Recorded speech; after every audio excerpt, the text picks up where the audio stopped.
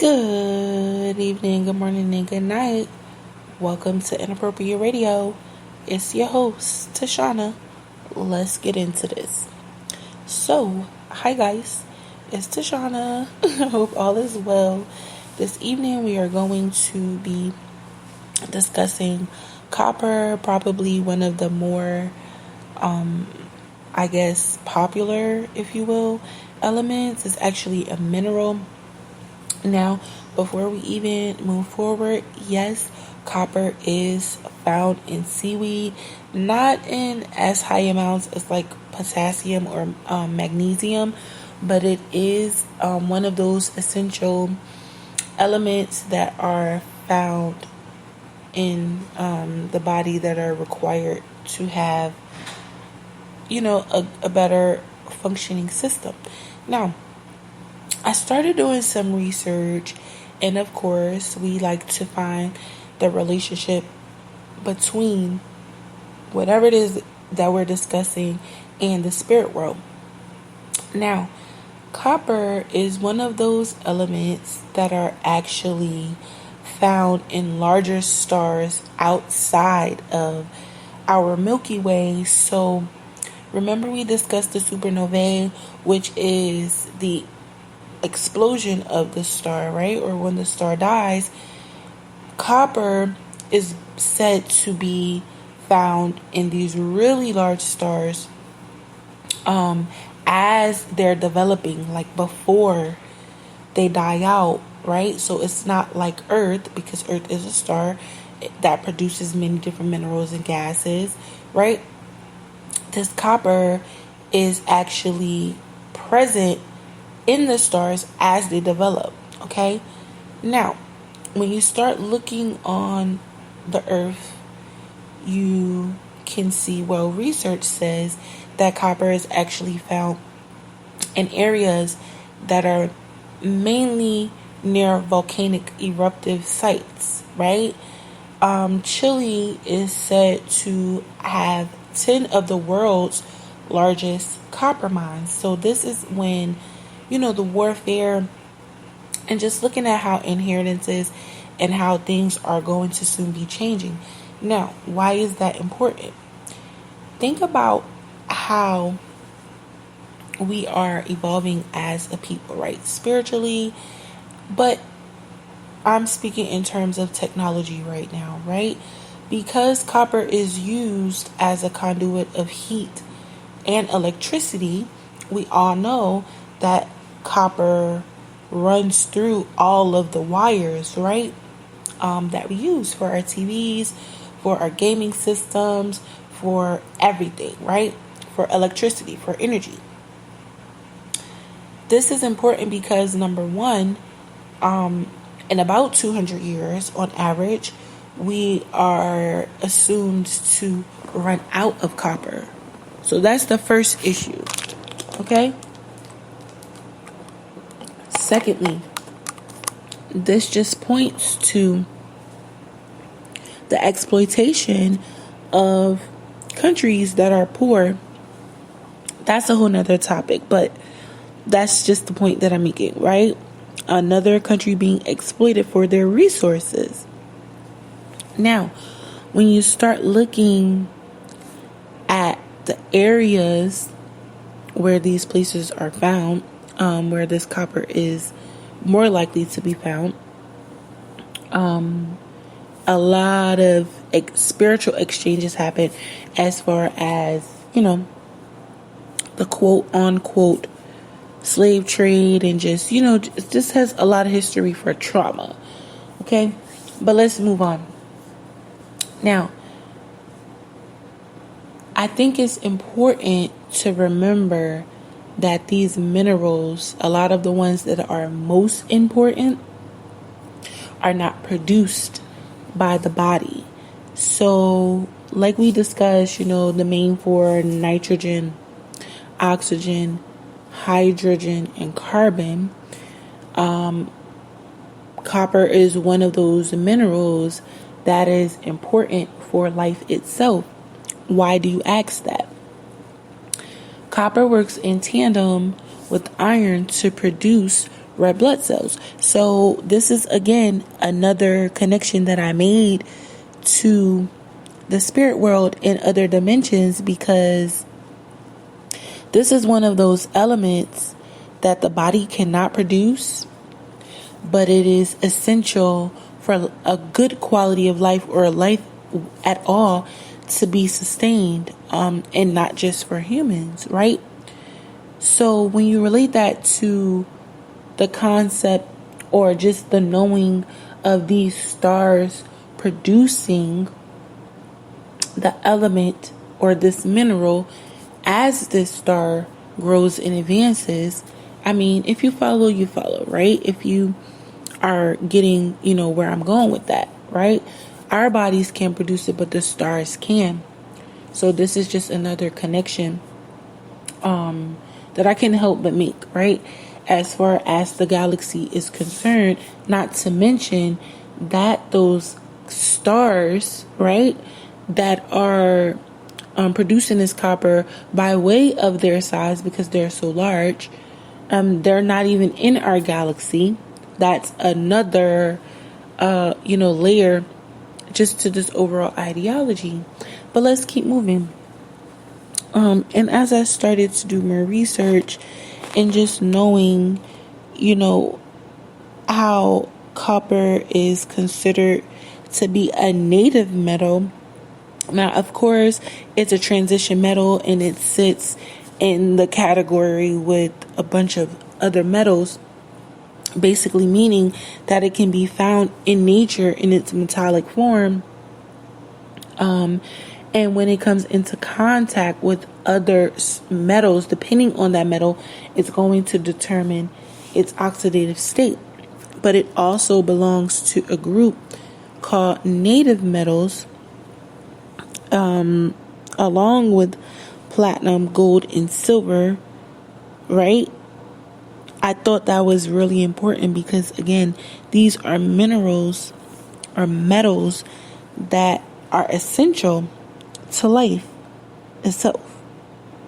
Okay? Now, it's used for a lot of different purposes to fight off infection, and this is pretty much thought to be one of the main reasons why, we have it in our systems, to create the red blood cells to assist us with a better immune functioning. But when you start paying attention to the different factors that are also related to this element, it'll start making you think. Now, what do I mean by that? And not even factors. Let's just look at some of the uses of it, right?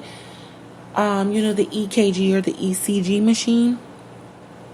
Those little pads, they're called thermal pads, and they have copper and iron. They have these metals in them, right? So this is just one example of how the energy and heat is used to provide a magnetic pulse. Okay? Another example,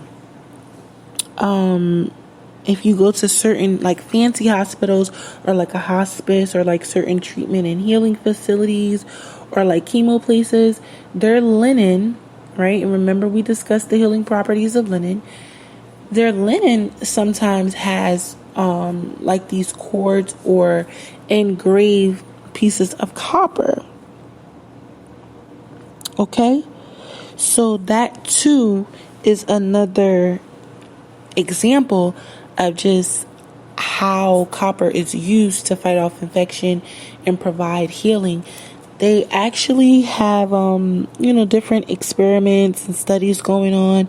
And it's said that if you take copper and you put it in your right hand, and you take zinc and put it in your left hand, the positive energy from the copper and the negative energy from the zinc is going to cause a bunch of different energy shifts in your body and bring out balance.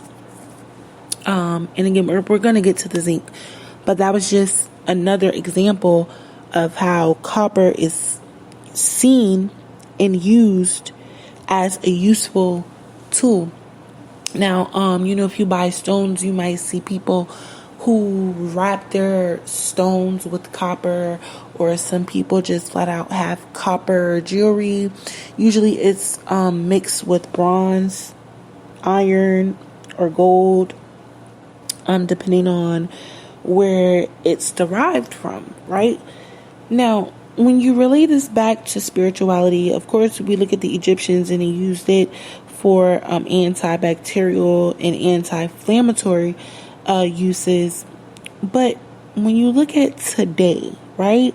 When you look at the times that we live in, and as I stated, it can't be synthesized in the body, and it's pretty much being used to help us advance in technology. Let's just think about where this can put us in the future, right? We are using a resource for technology that is vital to our very existence, right? So we can't produce this element in our bodies, right? We can't produce it. And what we get of it comes from, whatever foods have it, whatever water sources have it, and wherever it's mined from. So this is soon to become having to debate between, do I want to continue to exploit the earth for the natural resources for the sake of advancing in technology, or do I want to allow the natural order of things unfold on their own and allow us to advance as a people spiritually?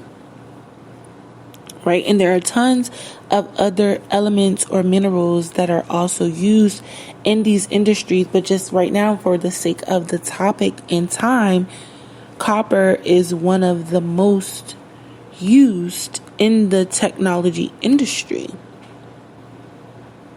And then when you look at the places where it's most abundant, that's another telltale sign. Of course, these areas are a little more isolated, but just to put things into perspective, are we going to continue to exploit the earth for her natural resources for the sake of technology, as opposed to allowing earth to be good to us and we just take care of her? But before we go, I just wanted to, make that connection. And I think we just discussed, I don't know if I said it already, but just to put things into perspective, gold is about, on average, $24,000 a pound, whereas copper is like on average $4 a pound, right? Just to put some things into perspective. And obviously it has something to do with the weight, the density. They're both heavy metals. As far as their weight, gold is obviously heavier, but copper is not like a heavy metal as far as its toxicity, like a mercury or a lead or arsenic or something like that. Okay? But excuse me, spiritual belch. But yeah, I think you guys, including myself, we really need to start investing time and learning about these elements and just really trying to figure out how they're going to be useful, because they're going to be necessary in a few, okay? They're going to be necessary, and you don't have to wait for me.